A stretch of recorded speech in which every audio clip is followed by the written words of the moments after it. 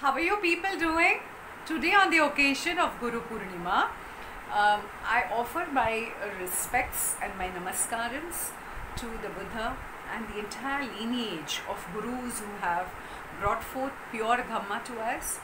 I offer my namaskarams to Acharya Goenka ji, who has made available the pure Dhamma to the entire world.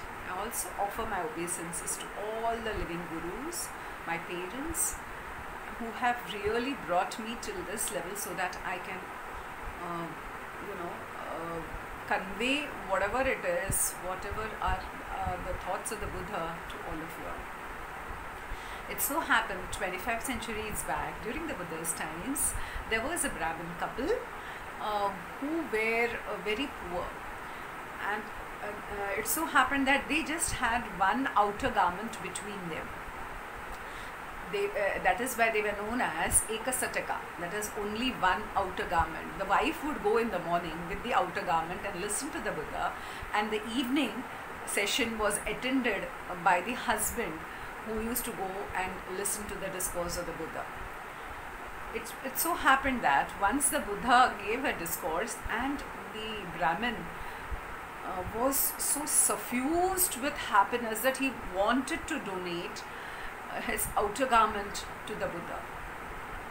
When he was removing it, a thought came to him that this garment is shared with my wife and my wife will be without a garment.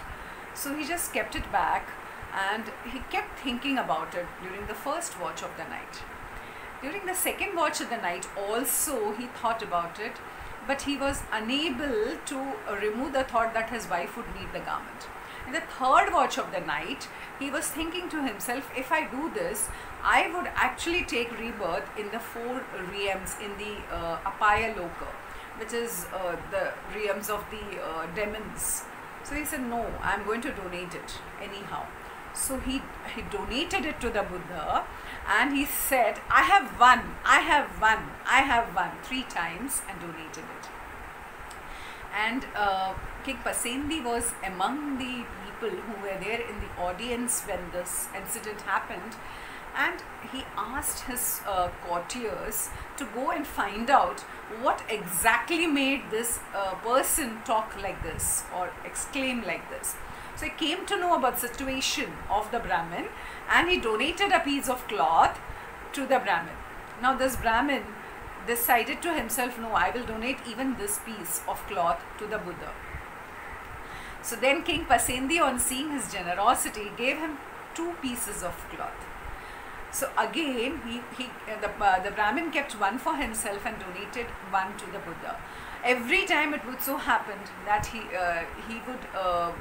King Pasendi would double up the number of cloth which was given to the Brahmin, and every time the Brahmin would donate, would keep whatever was required for himself and donate the rest to the Buddha.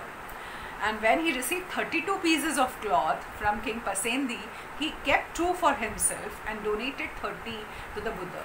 King Pasendi was very happy with his generosity and his warm heart. So he decided to give him 2 velvet pieces of cloth which was worth 100,000 rupees. When the Brahmin received it, he decided to build 2 canopies, one at his house where he would give alms to the bhikkhus, and one at the Gandhakuti of the Buddha where the Buddha stayed. When King Pasendi came to know about this, he was very happy, and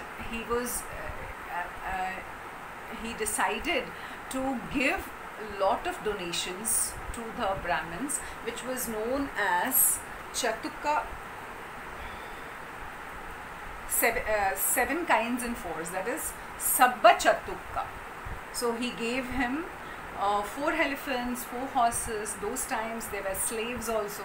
So 4 female slaves, 4 male slaves, 4 errand boys, 4 villages, 4,000 in cash. That was the way the king used to donate to the people. So he received everything. Now when the bhikkhus came to know about this, they went to ask the Buddha how this donation of the Brahmin brought him immediate reward from the king. Then the Buddha told them that if the Brahmin had donated in the first watch of the night, then he would have received everything in 16 of each kind. And then if he would have donated in the second watch of the night, then he would have received 8 of each kind. And if he had made his offering, since he made his offering the last, he received twice. And then with this whole, so one, if one wants to give in charity, one has to do it immediately without thinking. Otherwise, our mind will get, tends to take delight in doing evil. And then he said in Pali the following words, Abitta reta kalyane, peepa chittam nivaraye, dandam hi karoto punyam, papasmim ramati mano. One should make haste, one should be very happy, do it very speedily in doing good deeds. One should not restrain one's mind from evil. For the mind of one who is slow in doing good tends to take delight in doing evil. So when we see the story of the Brahmin Ekasataka and the Pali verse, we understand that if we have to do good to anybody, we should do it immediately with open heart. Otherwise, evil would prevent us from doing good. It's so relevant even in today's times. May all beings be happy.